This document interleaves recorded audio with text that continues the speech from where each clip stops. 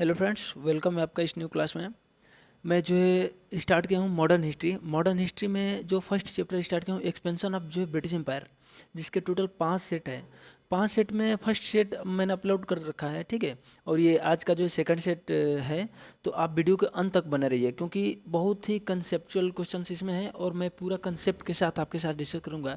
ये केवल 20 क्वेश्चन ही नहीं लेकिन आपको मैं बता दूँ तो ये 100+ क्वेश्चन हो जाएंगे और बहुत सारे इंपॉर्टेंट जो कंसेप्ट मिल जाएंगे। तो आइए वीडियो को स्टार्ट करते हैं, देखते हैं फर्स्ट क्वेश्चन कौन सा है। फर्स्ट क्वेश्चन से है कि निम्नलिखित में से किस वर्ष में जो है बक्सर की लड़ाई लड़ी गई थी। देखिए, सबसे पहले मैं बता दूं कि जब अंग्रेजी जो कंपनी चल रही थी तो इसके बाद धीरे धीरे वे लोग जो अपना मतलब विस्तार करते गए।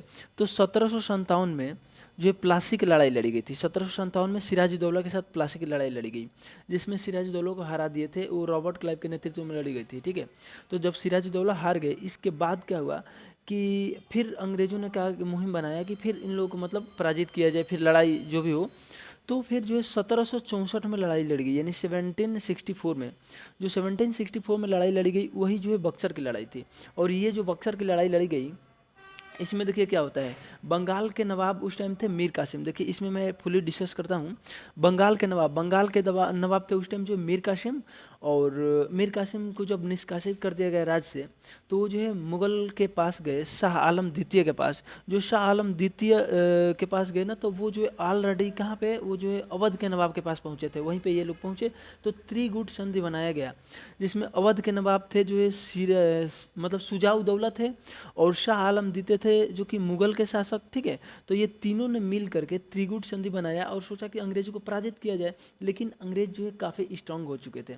तो अंग्रेजों की तरफ से नेतृत्व किसने किया, तो अंग्रेजों की तरफ से नेतृत्व किया था हेक्टर मुनरो ने, ठीक है।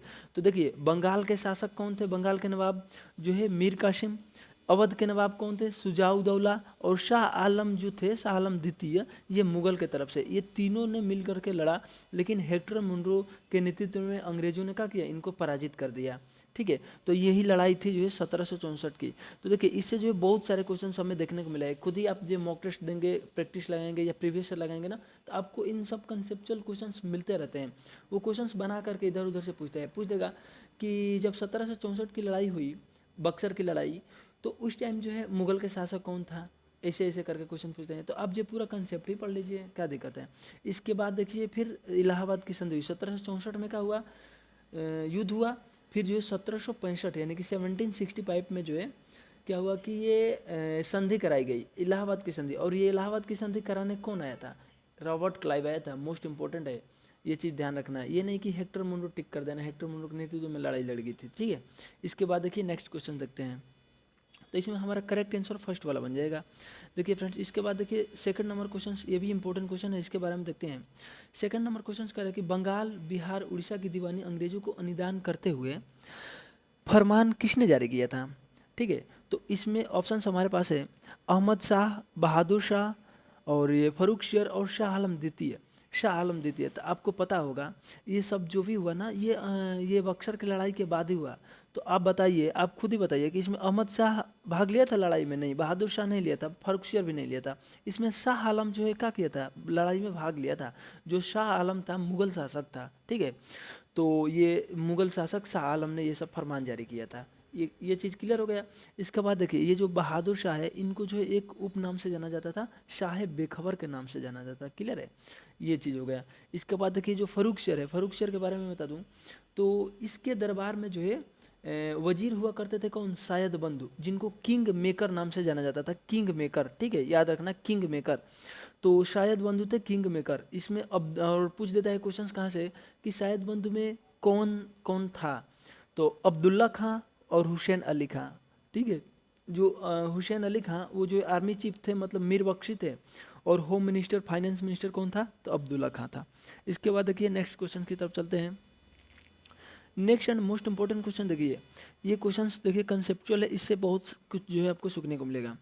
देखिए कह रहा है कि निम्नलिखित में से कौन बंगाल का पहला गवर्नर जनरल था। देखिए ये गवर्नर जनरल मतलब वायसराय, ये सब जो है चीज़ें आप बार बार देखते होंगे ना, तो आपको जो कन्फ्यूजन क्रिएट होता होगा। तो देखिए आज के बाद इस क्वेश्चंस के प्रति, इससे रिलेटेड कोई भी कन्फ्यूजन नहीं होगा, मैं आपको बता देता हूँ। देखिए जब अंग्रेज़ की ईस्ट इंडिया कंपनी चल रही थी तो वो जो शासन धीरे धीरे बढ़ते बढ़ते बढ़ते बढ़ते वो लोग जो 1757 की जो मतलब कि एक चीज़ मैं बता दूं कि देखिए जब अंग्रेजी मतलब शासन वगैरह ये सब चल रहा था ठीक है।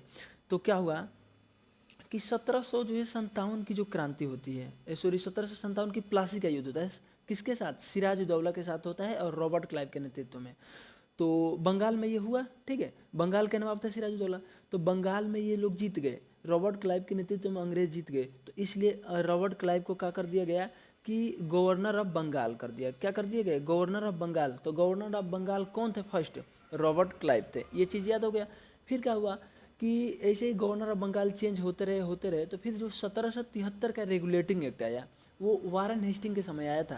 तो उस टाइम जो गवर्नर ऑफ बंगाल थे वारेन हेस्टिंग। तो वारेन हेस्टिंग में उसी 1773 के रेगुलेटिंग एक्ट में कहा गया कि गवर्नर को जो है गवर्नर जनरल ऑफ बंगाल कर दिया जाए। ठीक है, गवर्नर को गवर्नर जनरल ऑफ बंगाल। तो अब बताइए कि गवर्नर जनरल ऑफ बंगाल कौन हो गए? जो है वारेन हेस्टिंग हो गए। क्लियर? देखिए गवर्नर ऑफ बंगाल कौन थे? Robert Clive.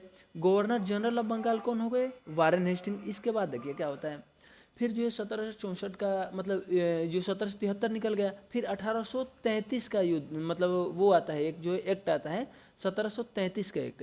तो जो 1733 का एक्ट आता है ना 1833, उसमें क्या किया गया कि जो गवर्नर जनरल ऑफ बंगाल है ना, इसको कर दिया गया governor general of India. The best question है, मोस्ट इंपॉर्टेंट क्वेश्चन है, याद रखना। Governor general of India. तो governor general of India first कौन हो गए? देखिए first governor general of India कौन हो गए? तो ये 1833 में आया था और 1833 का एक्ट था। उस टाइम लॉर्ड विलियम बेंटिक थे। तो Lord William Bentinck was the first governor general of India हो गए। क्लियर हो गया? फिर देखिए 1833 हो गया। फिर इसके बाद चलते चलते 1857 की क्रांति हुई थी, आपको याद होगा। जब 1857 की क्रांति हो गई तो क्या किया गया कि 1857 की क्रांति में पूरा भारत मतलब उसको बोला जाता है प्रथम विद्रोह, रिवोल्ट बोला जाता है, मतलब स्वतंत्रता का प्रथम विद्रोह, प्रथम लड़ाई। तो उसमें तो भारत मतलब कि कोशिश किया गया स्वतंत्रता के, लेकिन स्वतंत्रता नहीं मिल पाई। तो फिर क्या हुआ कि उस विद्रोह को दबा दिया गया, अंग्रेजों ने दबा दिया। फिर क्या हुआ कि जब अंग्रेज दबा दिए तो इसके बाद जो 1857 के बाद क्या हुआ कि जो गवर्नर जनरल ऑफ इंडिया है इसको हटा करके वायसराय ऑफ इंडिया कर दिया गया, यानी कि भारत के वायसराय। तो वो जो लड़ाई हुई थी 1857 की क्रांति लॉर्ड कैनिंग के समय हुई थी। तो लॉर्ड कैनिंग के समय लड़ाई हुई, तो इसलिए यहाँ पे हो जाएगा वायसराय ऑफ भारत। देखिए यानी कि प्रथम वायसराय कौन हो जाएगा? लॉर्ड कैनिंग हो जाएगा। ठीक है। फिर देखिए 1857 के बाद लास्ट में जब 1947 में आज़ादी मिली तो उस टाइम कौन थे? तो माउंट बेटन थे। ठीक है, माउंट बेटन योजना के तहत आज़ादी मिली, आपको पता होगा। तो माउंट बेटन थे। तो कहा जाता है कि लास्ट वायसराय कौन थे? तो माउंट बेटन थे। ठीक है। और इसके बाद जो है देखा जाए जब स्वतंत्रता हो गई तो उसी नियम पे, अंग्रेजों के ही नियम पे चलता था भारत। ठीक है, कुछ दिन चला। तो उस टाइम जो सिराज गोपालचारी थे, तो बोला जाता है कि स्वतंत्र भारत के प्रथम वायसराय कौन थे? तो सिराज गोपालचारी थे, ऐसे बोला जाता है। ठीक है। तो देखिए क्वेश्चंस जो है 4 हुए। चारों क्वेश्चंस देखिए आज के बाद आपको जो कन्फ्यूजन नहीं होगा कि governor of Bengal, governor general of India, governor general viceroy क्या होता है। देखिए 1757 की लड़ाई हुई, उस टाइम कौन थे? Robert Clive. तो बंगाल में लड़ाई हुई, जीत गए, तो इसलिए गवर्नर ऑफ बंगाल बना कौन? Governor of Bengal Robert Clive. फिर 1773 का रेगुलेटिंग एक्ट आया, वारेन हेस्टिंग लाया। तो वारेन हेस्टिंग के समय हो गया कौन? Governor general of Bengal. First कौन हो गया? Warren Hasting. फिर देखिए इसके बाद 1833 का चार्टर एक्ट, इसमें हो गया गवर्नर जनरल ऑफ इंडिया। तो लॉर्ड विलियम बेंटिक के समय आया था, लॉर्ड विलियम बेंटिक हो गया। फिर देखिए 1857 की क्रांति कैनिंग के समय हुआ, तो वायसराय यानी कि फर्स्ट वायसराय ऑफ इंडिया कौन हो गया? कैनिंग हो गया। ठीक है। इसके बाद माउंट बेटन लास्ट हो जाएगा और वो सिराज गोपालचारी। तो ये जो चारों क्वेश्चन है ना, जो मोस्ट इंपॉर्टेंट कंसेप्ट है फ्रेंड्स। ऐसे अगर आप एक बार मतलब थोड़ा सा ध्यान लगाइए, अगर थोड़ा सा ध्यान लगा के आप इसको जो है कंसेप्चुअल, आप कंसेप्ट पे जाइए, क्वेश्चंस पे नहीं जाइए। देखिए इन सब क्वेश्चंस को तो कोई भी डिस्कस कर देगा, ये सब प्रीवियस ईयर क्वेश्चन है, आए हुए क्वेश्चंस हैं सब के सब। लेकिन अगर कंसेप्ट पे मैं बता दूं ना आपको, तो आप देखिए नेक्स्ट वाला जो क्वेश्चंस आपको, ये सब प्रीवियस ही है, ये किसी एग्जाम में है, वो किसी एग्जाम में आया, एसएससी, रेलवे, डिफेंस, पुलिस, सबके एग्जाम में आता रहता है। तो आप देखिए नेक्स्ट क्वेश्चन आएगा ना अभी इसी मतलब कि जो भी देखना इसी वीडियो में भी क्वेश्चन आ सकता है। तो आपका ये कंसेप्ट बहुत इंपॉर्टेंट रोल करेगा। तो आइए देखते हैं हमारा क्वेश्चन का था। क्वेश्चन ये था कि बंगाल का पहला गवर्नर जनरल था। तो मैंने क्या बताया? पहले गवर्नर बताया था। तो governor of Bengal Robert Clive first. और फिर first governor general of Bengal 1773 के रेगुलेटिंग एक्ट, तो रेगुलेटिंग एक्ट किसके समय आया था? वारेन हेस्टिंग के समय। तो करेक्ट आंसर वारेन हेस्टिंग हो जाएगा आपका। और देखिए रॉबर्ट क्लाइव मिल गया, ये फर्स्ट गवर्नर ऑफ बंगाल थे। Lord William Bentinck first governor general of India थे। देखिए मैं चाहूँ तो मैं क्लियर डायरेक्टली बता के आगे बढ़ जाता है, लेकिन अगर कंसेप्ट आपको नहीं मिल पाया तो फिर फ़ायदा क्या आपको जो है ये पढ़ने से? आप प्रीवियस ईयर पढ़ के क्या वही क्वेश्चन सेम तो आएगा नहीं कि आप रट्टा मार लेंगे आ जाएगा, नहीं, लेकिन कंसेप्ट क्लियर करेंगे ना क्वेश्चन बेस्ड पे, तो ये होता है कि उसी कंसेप्ट से रिलेटेड दूसरा क्वेश्चन पूछ दिया जाता है आपके एग्जाम में। तो कंसेप्ट क्लियर रहेगा ना तो आप हर एक क्वेश्चन को टैकल कर लेंगे, ठीक है। दिमाग नहीं लगाना है, इस पर जोर नहीं डालना है ज़्यादा, मतलब ज़्यादा याद नहीं करना, रट्टा नहीं मारना है, बस केवल समझना है। समझेंगे ना तो आपको ऑटोमेटिक सब चीज़ जो है याद हो जाएगा, कंसेप्ट हो जाएगा। और देखिए ये जो वेलेजली है, वेलेजली ने जो है सहायक संधि स्टार्ट किया था 1798 में। तो देखिए इस क्वेश्चन को कैसे याद रखना है, मैं दो चीज़ बताया हूँ, दो कंसेप्ट बताया था कल वाली वीडियो में, कि जब सहायक संधि मिले तो आपको बोलना है वेलेजली की सहायक संधि, ताकि वेलेजली के नाम जुड़ा रहे सहायक संधि में। कहीं भी आपको जो है एग्जाम में क्या होता है ना फ्रेंड्स, कि बहुत कन्फ्यूजन होता है, वेलेजली मिलेगा ना तो सहायक संधि मिलेगा, डॉक्ट्रिन ऑफ लैप्स मिलेगा, हड़प नीति, ऐसे मिलता रहता है तो आप कन्फ्यूजन हो जाएंगे। पढ़े तो सब कुछ है तो कन्फ्यूजन हो जाता है, तो इसलिए आपको पढ़ना है क्या, वेलेजली की सहायक संधि। तो वेलेजली क्या था, सहायक संधि स्टार्ट किया था 1798 में। इसमें फर्स्ट स्टेट वाज जो था हैदराबाद के निज़ाम थे वो अपनाए थे, हैदराबाद के निज़ाम जो है सहायक संधि को अपनाए थे। एक जो है मैंने बताया आपको लॉर्ड डलहौजी चला था, तो वो जो 1848 में, वो 1848 यानी 1848 में स्टार्ट किया था, जो है लॉर्ड डलहौजी हड़प नीति स्टार्ट किया था। तो वो हड़प नीति जो है स्टार्ट किया था, उसमें फर्स्ट स्टेट कौन था तो वो था first state Satara, Satara was the first state capture हुआ था। आइए नेक्स्ट कंसेप्ट की तरफ चलते हैं। नेक्स्ट एंड मोस्ट इंपॉर्टेंट है ये भी, देखिए कह रहे कि रॉबर्ट क्लाइव को किस भारतीय बिहार के उप दीवान नियुक्त किया था। देखिए उप दीवान करके जो है दो क्वेश्चन आता है, आपको याद रखना है, एक जो है बिहार के उप दीवान और एक बंगाल के उप दीवान। तो क्यों ना हम दोनों को पढ़ लें, मैटर ही खत्म, कोई भी क्वेश्चन आ जाए सॉल्व कर लें इनसे रिलेटेड। तो देखिए बिहार के उप दीवान नियुक्त किया गया था राजा सीतव राय को, ठीक है, राजा सीतव राय को। और बंगाल के उप दीवान नियुक्त किया गया था रेजा खान को। किसको नियुक्त किया गया था, रेजा खान को नियुक्त किया गया था बंगाल के उप दीवान। तो आपको दोनों क्वेश्चन याद हो गया। चलिए और एक चीज़ मैं बता दूं, ये जो रॉबर्ट क्लाइव है, रॉबर्ट क्लाइव ने एक जो है ड्यूअल गवर्नमेंट लागू किया था। रॉबर्ट क्लाइव तो जो है 1757 की प्लासी का युद्ध लड़ा, ये तो आप भली भांति परिचित हो गए इस क्वेश्चन से, ठीक है, बिल्कुल अच्छे से। इसके बाद देखिए ये जो है ड्यूअल गवर्नमेंट लाया था, ड्यूअल गवर्नमेंट यानी कि मतलब द्वैध सरकार इस्टेब्लिश किसने किया था, क्वेश्चन पूछता है। तो ड्यूअल गवर्नमेंट जो है रॉबर्ट क्लाइव ने स्थापित किया था। इसमें क्या होता था ना कि कुछ जो सब्जेक्ट था निजामत के अंतर्गत रखा गया था और कुछ सब्जेक्ट जो है दीवानी के अंतर्गत रखा गया था, जैसे मिलिट्री, डिफेंस, पुलिस, ये सब जो है निजामत के अंतर्गत रखा जाता था। और दीवानी के अंतर्गत जैसे रेवेन्यू, एडमिनिस्ट्रेशन, ये सब चीज़ें रखा जाता था। तो इसके बाद देखिए नेक्स्ट क्वेश्चन की तरफ चलते हैं। नेक्स्ट क्वेश्चन देखिए क्या है हमारे पास, देखिए ये भी इंपॉर्टेंट ही कंसेप्ट है। जितने मैं क्वेश्चन दूंगा ये सब कंसेप्चुअल क्वेश्चन दूंगा और हर क्वेश्चन पे मैं कंसेप्ट बताऊंगा और बार बार मैं बताऊंगा एक ही चीज़ को, ताकि आपको याद करने वाला सिस्टम नहीं रहेगा, आपको बिल्कुल ऑटोमेटिक लर्न हो जाएगा। आप एक बार वीडियो देखिए और अगर दोबारा देख ले वीडियो तो आपको तो कुछ बोलना ही नहीं है, सब कुछ याद हो जाएगा। आप जब क्वेश्चन लाएंगे ना मॉक टेस्ट में तो आप देखना बिल्कुल करेक्ट आंसर टिक करके चलेंगे। देखिए कह रहे कि गुरु नानक देव ने किसके शासन काल में जो है सिख धर्म की स्थापना की थी, किसके शासन काल में जो सिख धर्म की स्थापना की थी, गुरु नानक देव ने। देखिए इस क्वेश्चन को कैसे टैकल करेंगे, आप अगर रट्टा मार लेंगे तो आप तो इस क्वेश्चन को कर देंगे कि सिकंदर लोदी के समय किया था, लेकिन ये रट्टा मारने वाला क्वेश्चन नहीं है। देखिए इसमें क्या करना है, गुरु नानक देव ये कब, सबसे पहले ये आपको एक चीज़ याद करना पड़ेगा कि सिख धर्म की स्थापना कब किए थे गुरु नानक देव। तो ये जो है 1498 में किए थे। कब किए थे, 1498, 1498, ठीक है। देखिए 1498 में तो ये कर दिए, तो 1498 के समय आपको देखना है कि 1498 के समय कौन था इन शासक में से। तो आपको तो पता होगा कि 1526 में बाबर ने जो मुगल शासक स्थापित किया, तो ये तो मुगल वाले दोनों ऑप्शन काट देंगे, खत्म, बच गए ये दोनों ऑप्शन। इन दोनों ऑप्शन में देखिए जो लगभग ये 1498 यानी कि 1498 ये लगभग किसके करीब जा रहा है, ये जो है 1500 के करीब जा रहा है ना, यानी कि 1500 करीब। जो कौन सा शासन चल रहा था, दिल्ली सल्तनत चल रहा था। तो दिल्ली सल्तनत का स्टार्टिंग हुआ था 1206 में, ठीक है, और 1206 से चला था 1526 तक। तो लास्ट की बात की जा रही है 1498 यानी 1500। तो लास्ट वाला शासक कौन था, आप देखिए लास्ट वाला कौन सा किस शासन चल रहा था। तो लास्ट वाला में देखिए दिल्ली डायनेस्टी में सबसे पहले गुलाम वंश चला था, इसके बाद जो है खिलजी वंश चला था, इसके बाद जो है तुगलक वंश चला था, इसके बाद जो है देखिए शायद वंश चला था, इसके बाद जो है आया था जो है शायद लोधी वंश चला था। लोधी में लास्ट डायनेस्टी थे इब्राहिम लोधी, जिसको बाबर ने पराजित किया था 1526 में, वो सब भी मैं बताऊंगा। तो ये जो लोधी डायनेस्टी चला था लास्ट वाला, तो इसी के समय हुआ था। तो लोधी डायनेस्टी आप देख लीजिए कौन है, कोई है ही नहीं ऑप्शन में, बस एक ही है, एक ही को टिक कर देंगे, तो बस लोधी डायनेस्टी। तो आइए फिर देखते हैं नेक्स्ट क्वेश्चन। इसके बाद देखिए नेक्स्ट कंसेप्ट हमारे पास क्या है कि नेक्स्ट कंसेप्ट है भारत के पहले गवर्नर जनरल कौन थे। अब देखिए आ गया कि नहीं आ गया क्वेश्चन, मैंने बताया है आपको। सबसे पहले मैंने क्या बताया था, governor of Bengal. Governor of Bengal 1757 के बाद हुआ, और कौन थे, तो 1757 की लड़ाई लड़े थे रॉबर्ट क्लाइव, तो रॉबर्ट क्लाइव हो गए। तो रॉबर्ट क्लाइव तो ऑप्शन खत्म हो गया, ये गवर्नर जनरल पूछ रहा है भारत के। फिर देखिए गवर्नर जनरल ऑफ बंगाल कौन हुआ, 1773 के रेगुलेटिंग एक्ट, 1773 के रेगुलेटिंग एक्ट, वारेन हेस्टिंग, तो ये तो बंगाल के, यानी कि वारेन हेस्टिंग भी नहीं होगा।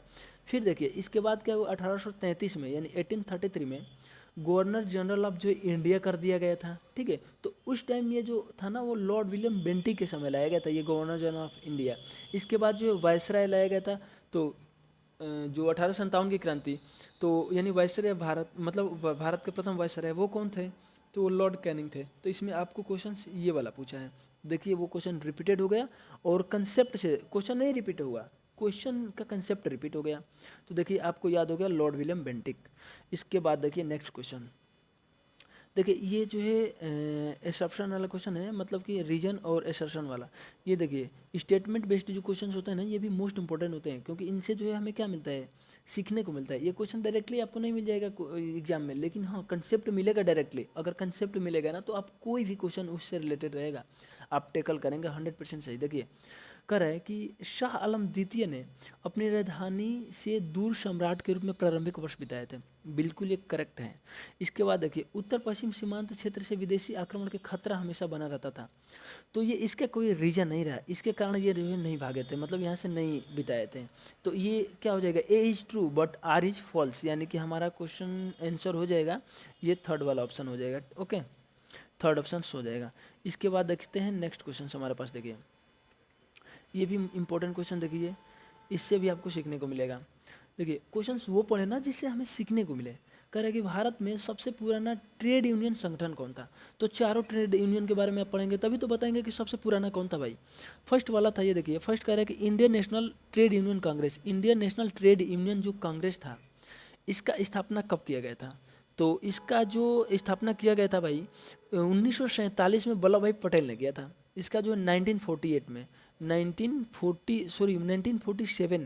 1947 में वल्लभ भाई पटेल ने किया था। इसके बाद सेकंड देखते हैं, CITU जो है ना, ये central of Indian trade union, भारतीय व्यापार संघ, इसका स्थापना किया गया था, यानी ये इस्टेब्लिश हुआ था 1970 यानी कि 1970 में। इसके बाद देखिए ये जो all India trade union Congress, all India जो ट्रेड यूनियन कांग्रेस है, इसका जो इस्टेब्लिश किया गया था 1920 में, यानी कि 1920 में इसका इस्टेब्लिश किया गया था 1920 में। इसके बाद देखिए नेक्स्ट ये वाला जो है BMS है, जो ये BMS भारत मजदूर संघ, इसका इस्टेब्लिश किया गया था 1955 में। तो आप बताइए कि ये 1955 में लास्ट वाला हो गया, ये हो गया 1920 में, और ये जो बी वाला जो ऑप्शन हमने बताया था 1970 यानी कि 1970 में हो गया। इसके जो फर्स्ट वाला जो ऑप्शन हमने बताया था ये 1947। तो आप बताइए सबसे पुराना यानी जो सबसे पहले स्थापित हुआ था, ये AITUC हो जाएगा। कौन सा हो जाएगा, यानी कि all India trade union Congress की स्थापना किया गया था 1920 में। लाला लाजपत राय, NM जोशी और दीवान चमन लाल ये सब जो है मिलकर के किए थे, इनके सहयोग से हुआ था। और एक चीज़ मैं बता दूं 1920 देखिए जो 1920 आया गया, तो इससे भी एक क्वेश्चन बनता है, असहयोग आंदोलन गांधी जी ने स्टार्ट किया था। और आइए देखते हैं नेक्स्ट क्वेश्चन। देखिए थोड़ा सा वीडियो लंबा हुआ ना तो आपको देखते रहना है, तक देखिए कंसेप्ट भी तो मिल रहा है आपको। देखिए क्वेश्चन कह रहा है कि निम्नलिखित भारतीय स्वतंत्र सेनानियों में से किसने भारत की प्रति व्यक्ति आय, देखिए प्रति व्यक्ति आय का अनुमान लगाने का प्रयास किया था किसने, तो ये दादा भाई नौरोजी ने किया था। दादा भाई नौरोजी ने जो poverty and British rule of India book में जो पर कैपिटा इनकम के बारे में बताया था, इन्होंने पर कैपिटा इनकम के बारे में दादा भाई नौरोजी ने बताया था। और poverty and un British rule in India पुस्तक है इनकी, और इनको जो है ग्रैंड ओल्ड मैन भी बोलते हैं, ठीक है, grand old man of India. और देखिए चारों क्वेश्चन के बारे में, चारों ऑप्शन के बारे में देखें। ये जो गोपाल कृष्ण गोखले है, जीके गोखले, तो जीके गोखले तो जो है political Guru of Gandhi ji थे, ठीक है, यानी कि गांधी जी के पॉलिटिकल गुरु थे। इसके बाद ये जो है servant of Indian society association से बिलोंग करते थे, ठीक है, servant of Indian society association की स्थापना किए थे, उसी से बिलोंग करते थे। तो ये चीज़ याद रखना है। देखिए जो क्वेश्चन एग्जाम में बनता है ना, वही मैं बता रहा हूँ, वही कंसेप्ट बताऊँगा, वही क्वेश्चन ये आपको याद रखना है।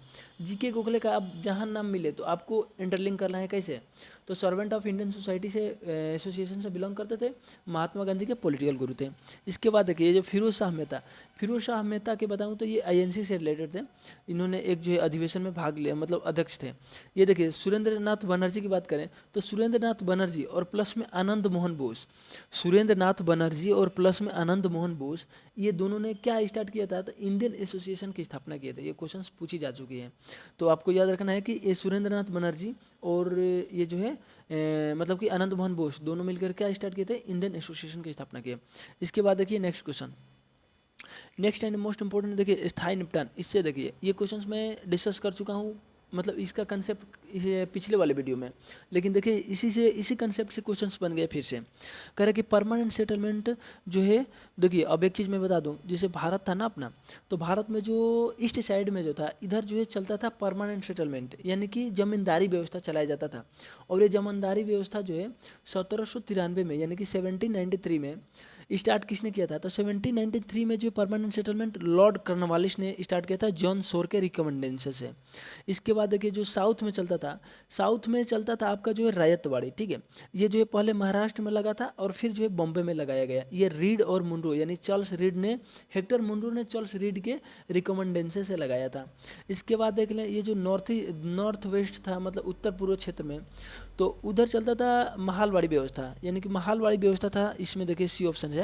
तो महालवाड़ी व्यवस्था चलता था, वो जो महालवाड़ी का मतलब क्या था, पूरा विलेज मिल करके टैक्स देता था नॉर्थ वेस्ट में, और ये चलाया था हॉल्ट मैकेंजी ने। तो आइए क्वेश्चंस को देखते हैं हमारा क्या है। अस्थायी निपटान यानी परमानेंट सेटलमेंट क्या था, तो परमानेंट सेटलमेंट मैंने अभी बताया जमींदारी व्यवस्था था, तो आपका करेक्ट आंसर फर्स्ट बन जाएगा। इसके बाद रैयतवाड़ी के बारे में मैंने बता दिया और महालवाड़ी के बारे में बता दिया। रैयतवाड़ी जो है साउथ में चलाया जाता था। रैयतवाड़ी मतलब क्या था, एक एक किसान जो है टैक्स देगा अंग्रेजों को, ब्रिटिशर्स को। और महालवाड़ी क्या था, मतलब कि पूरा महाल मतलब पूरा विलेज मिल करके टैक्स देगा ब्रिटिशर्स को। इसके बाद देखते हैं नेक्स्ट क्वेश्चन, करे कि निम्नलिखित में से किसने भारत में अंग्रेजी औपनिवेशिक नियंत्रण की आलोचना के लिए अन ब्रिटिश वाक्यांश स्थापित किया था। देखिए un British rule in India किसने बुक लिखा था, तो आपको पता होगा दादा भाई नौरोजी, करेक्ट आंसर हो गया। और इन्होंने पर कैपिटा इनकम के बारे में बताया था। अब देखिए आनंद मोहन बोस, मैंने अभी बताया आपको, आनंद मोहन बोस प्लस में सुरेंद्र नाथ बनर्जी ने मिलकर के इंडियन एसोसिएशन चलाए थे। फिर देखिए जो बदरुद्दीन तैयब जी है, Badruddin Tyabji first Muslim chairperson of INC थे, यानी कि आईएनसी के, इंडियन नेशनल कांग्रेस के प्रथम मुस्लिम अध्यक्ष कोई थे तो ये बदरुद्दीन तैयब जी थे। और बदरुद्दीन तैयब जी को तीसरे अधिवेशन में ही बना दिया गया था, यानी कि थर्ड जो अधिवेशन था आईएनसी का, वो कब हुआ था, 1887 में हुआ था, 1887। देखिए जो 1885 में एओहिम ने स्टार्ट किया था, जो आईएनसी का मतलब कि इस्टेब्लिश किया गया 1885 में। 1885 में प्रथम अधिवेशन भी हुआ था, जो कि बॉम्बे में हुआ था गोकुलदास तेजपाल महाविद्यालय में, और उसमें जो है हो गया। इसके बाद जो कि 1886 में सेकंड हो गया, जो दादा भाई नौरोजी की अध्यक्षता में। फिर जो थर्ड वाला था यही बदरुद्दीन तैयब जी थे अध्यक्ष, ठीक है। इसके बाद देखते हैं नेक्स्ट, और ये जो फिरोज शाह मेहता है, फिरोज शाह मेहता भी जो आईएनसी से रिलेटेड है, इनको भी बनाया गया था, जो कि 6th जो एडिशन था, मतलब कि 6वां जो अधिवेशन था, 6वां अधिवेशन, तो 6th अधिवेशन में जो है 1890 में इनको जो है कलकत्ता में जो है चेयरपर्सन नियुक्त किया गया था आईएनसी का। इसके बाद देखते हैं नेक्स्ट क्वेश्चन। देखिए ये भी कंसेप्चुअल क्वेश्चन से कर है कि निम्नलिखित में से कौन सी संधियों ने पेशवा बाजीराव द्वितीय के स्वतंत्रता अस्तित्व को समाप्त कर दिया, वो कौन सा था, मतलब संधि था। तो ऑप्शन हमारे पास है पुरंदर की संधि। ये देखिए पुरंदर की संधि जो है 1665 में हुई थी। कब हुई थी पुरंदर की संधि? 1665 में हुई थी, शिवाजी के साथ हुई थी। पुरंदर से रिलेटेड शिवाजी आप जो है बता ही देंगे। तो 1665 में हुआ था, ये 1665 है, ठीक है। और जय सिंह थे जो कि मुगल फर्स्ट, जय सिंह फर्स्ट थे मुगल की तरफ से, और शिवाजी के साथ जो है संधि हुई थी। और इसके बाद देखिए कन्वेंशन ऑफ जो वाडगांव का जो सम्मेलन था, ये जो 1779 यानी कि 1779 में ये हुआ था। ये 1775 टू 82 यानी कि 1775 से 82 तक जो फर्स्ट एंग्लो मराठा वार हुआ था, इसको बंद कर दिया गया था। मतलब कि मराठा इसे मतलब दखल अंदाजी मतलब मराठा से अंग्रेज जो है अब दखल अंदाजी नहीं करेंगे। तो उस टाइम ये जो सम्मेलन हुआ था। इसके बाद देखिए ट्रीटी ऑफ बेसिन, देखिए जो बेसिन की संधि है, इसके तहत जो मराठा ने क्या किया था कि ब्रिटिशर्स पर मतलब कि ब्रिटिशर्स पर डिपेंड हो गए थे। मराठा जो है ब्रिटिशर्स पर डिपेंड हो गए, तो ये बेसिन की संधि थी, बेसिन की संधि। तो आपका जो करेक्ट आंसर बन जाएगा ना फ्रेंड्स, इसी में देखिए पेशवा बाजीराव द्वितीय के अस्तित्व समाप्त। जो मराठा की जो डिपेंड हो गए ब्रिटिशर्स पे, तो यानी कि जो है इनका अस्तित्व समाप्त हो गया, तो यही हो जाएगा बेसिन की संधि। इसके बाद देखिए लास्ट वाला मैं बता दूँ, लास्ट ऑप्शन हमारे पास है ट्रीटी ऑफ सालबाई।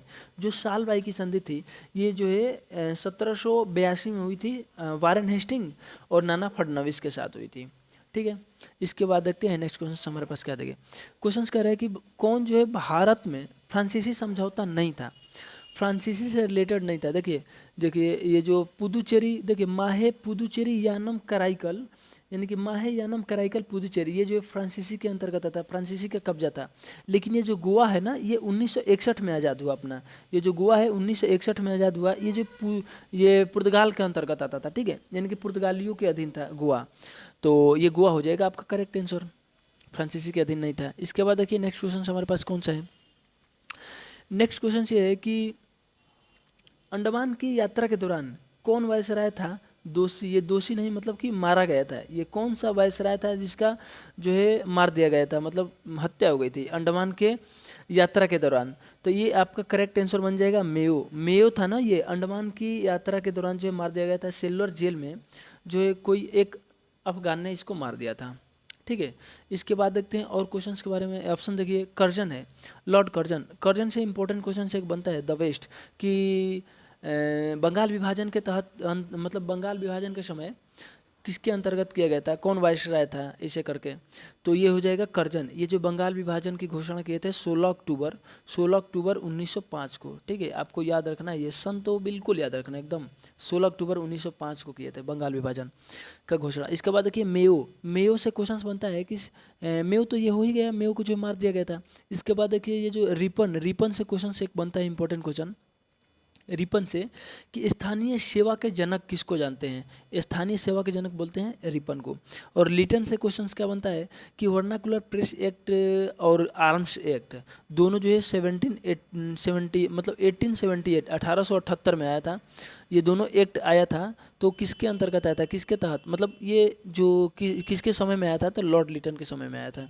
इसके बाद देखिए next questions, next and most important question बोला है आपका कि ब्रिटिश सरकार के ने कंपनी के मामले में हस्तक्षेप किया और 1773 यानी कि 1773 में एक अधिनियम एक्ट पारित किया, जिसे क्या जाना जाता है? तो 1773 का रेगुलेटिंग एक्ट। आप ऐसे मतलब जोड़ के याद रखिए, एक साथ है हॉरिजेंटल वे में। 1773 रेगुलेटिंग एक्ट, तो करेक्ट आंसर आप यहीं से टिक करके आगे बढ़ जाओगे, ठीक है। तो देखिए ये जो, और एक चीज़ मैं बता दूं, 1773 का जो रेगुलेटिंग एक्ट आया, इसी के तहत क्या कर दिया गया था? गवर्नर ऑफ बंगाल को गवर्नर जनरल ऑफ बंगाल कर दिया गया था। और फर्स्ट कौन थे? वारेन हेस्टिंग लाए थे, तो वारेन हेस्टिंग थे। इसके बाद देखिए पिट्स इंडिया एक्ट, ये कब आया था? ये जो 1784 यानी कि 1784 में लाया गया था। इसके बाद देखते हैं नेक्स्ट क्वेश्चंस, विलियम पिट्स के समय आया था पिट्स इंडिया एक्ट। इसके बाद देखिए जो किस गवर्नर जनरल ने रोपण में बड़े सम्मान के साथ रणजीत सिंह के साथ जो है मनोरंजन किया था? तो ये जो सतलज नदी के किनारे विलियम बेंटिक ने जो है मनोरंजन किया था रणजीत सिंह के साथ, ठीक है। और हेस्टिंग की बात करते हैं, हेस्टिंग ने लाया था कौन? 1773 का रेगुलेटिंग एक्ट, याद ही रखना है आपको। और हेस्टिंग कौन थे? तो फर्स्ट जो है गवर्नर जनरल ऑफ बंगाल थे, ठीक है। इसके बाद देखते हैं नेक्स्ट क्वेश्चन। देखिए नेक्स्ट क्वेश्चन बोल रहा है कि ब्रिटिश सरकार ने भारत पर सीधे शासन करना कब शुरू किया? देखिए ये भी कंसेप्चुअल है। मतलब कि ब्रिटिश सरकार का अधीन हो गया भारत पर, मतलब बिल्कुल। तो देखिए, सबसे पहले 1757 की क्रांति हुई, मतलब 1757 की प्लासी का युद्ध हुआ सिराजदौला के साथ, तो बंगाल का ये गवर्नर बनाया गया रॉबर्ट क्लाइव को। फिर 1757 के बाद यहाँ पे देखिए 1764 में जो है बक्सर का लड़ाई हुआ, ठीक है, 1764 में बक्सर का लड़ाई हुआ। फिर इसके बाद क्या हुआ, 1857 की क्रांति देखने को मिलती है। तो जब 1857 की क्रांति हुई ना, इसके बाद जो है ना, ये ब्रिटिश सरकार ने भारत पर सीधे शासन करना स्टार्ट कर दिया, और भारत के वायसराय नियुक्त किया गया था। फर्स्ट वायसराय किसको, रॉबर्ट, मतलब कि लॉर्ड कैनिंग को किया गया था, लॉर्ड कैनिंग को किया गया था, ठीक है।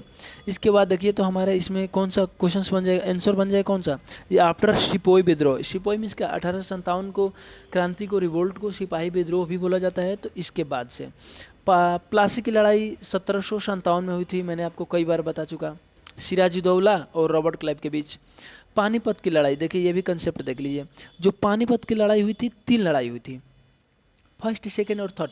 पानीपत का जो प्रथम युद्ध हुआ था वो हुआ था 1526 में। 1526 में हुआ था, किसके साथ हुआ था, तो इब्राहिम लोदी और बाबर के साथ हुआ था। फिर बाबर ने इब्राहिम लोदी को पराजित किया, दिल्ली डायनेस्टी समाप्त हुआ, और फिर जो मुगल डायनेस्टी स्टार्ट हो गया। इसके बाद देखिए, फिर द्वितीय युद्ध हुआ था 1556 में। जो 1556 में जब दूसरा युद्ध हुआ था, ये जो है जब मुगल मतलब चलने लगा था, तो अकबर के समय हुआ था। अकबर के तरफ से लड़े थे कौन, बैरम खां, ठीक है। तो बैरम खां और हेमू के साथ हुआ था। अकबर और हेमू भी आ जाता है, बैरम खां और हेमू भी आ जाता है। इसके बाद देखिए, तीसरा जो लड़ाई हुआ 1761 में हुआ। ये जो लड़ाई हुआ था अहमद शाह अब्दाली और मराठों के बीच हुआ था, ठीक है। अहमद शाह अब्दाली और मराठों के बीच हुआ था, और मराठा हार गए थे, अहमद शाह अब्दाली जो है जीत गए। तो अहमद शाह अब्दाली, और एक चीज़ क्वेश्चन बनता है इसे, इंपॉर्टेंट क्वेश्चन, कि जब 1761 का जो लड़ाई हुआ, तृतीय पानीपत युद्ध, उस टाइम जो मुगल के शासक कौन थे, ये क्वेश्चन बनता है। तो उस टाइम मुगल के शासक, तो अब देखिए इस क्वेश्चन को कैसे जोड़ेंगे आप, एक चीज़ बताइए। ये 1761 है ना, तो आप बताइए कि 1764 में बक्सर का युद्ध हुआ था, तो उस टाइम मुगल के शासक कौन थे, उस टाइम मुगल के शासक थे शाह आलम द्वितीय। तो उसी के टाइम, इस टाइम भी थे मुगल के शासक शाह आलम द्वितीय, ठीक है। ऐसे ऐसे आपको जो है लिंक करना है, ठीक है, क्वेश्चंस को। इसके बाद देखिए नेक्स्ट क्वेश्चन, कंसेप्ट पे जाइए, क्वेश्चंस पे नहीं जाइए। अवध के स्वायत्त किस साम्राज्य के संस्थापक थे, मतलब अवध के स्वायत्त साम्राज्य के संस्थापक कौन थे। अवध के संस्थापक देखिए, संस्थापक थे ये जो सआदत, मतलब कि सदाए सदाए खान बुरहान उल मुल्क, सदाए खान बुरहान उल मुल्क। सुजाउद्दौला की बात करें, तो सुजाउद्दौला तो जो है 17 यानी कि 1764 के युद्ध में जो भाग लिए थे, 1764 जो बक्सर का युद्ध था, सुजाउद्दौला ने भाग लिया था। ये सुजाउद्दौला थे कौन, तो अवध के नवाब थे उस टाइम 1764 में। इसके बाद देखिए, ये जो शेर शाह तो जीटी रोड का निर्माण कर रहे हैं। शेर शाह से भी एक क्वेश्चन बनता है, इंपॉर्टेंट क्वेश्चन। मुगल जब मैं स्टार्ट करूंगा ना, तो उसमें मतलब आपको तो ये हर चीज़ जो है रट्टा पड़ जाएगा, ये समझिए, आपको बिना याद किए हुए याद हो जाएगा।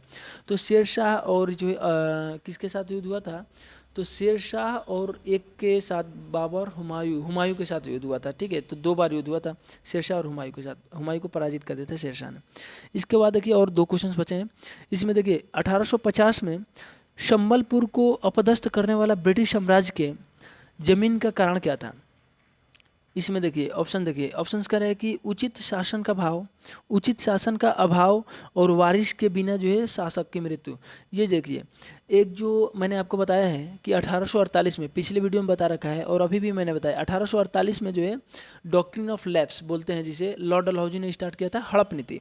वो हड़प नीति क्या था, तो वो हड़प नीति ये था ना कि अगर कोई वारिस नहीं है ना, मतलब कि विदाउट वारिस के अगर डेथ हो जाती है, मतलब शासक की, उसका कोई वारिस नहीं है, उसका कोई मतलब आगे वाला पीढ़ी औलाद नहीं है, तो उसको जो है हड़प लेते थे ये लोग अंग्रेज। तो ये 1848 में स्टार्ट हुआ था, और सतारा वाज द फर्स्ट स्टेट, सतारा को जो है कैप्चर किया गया था।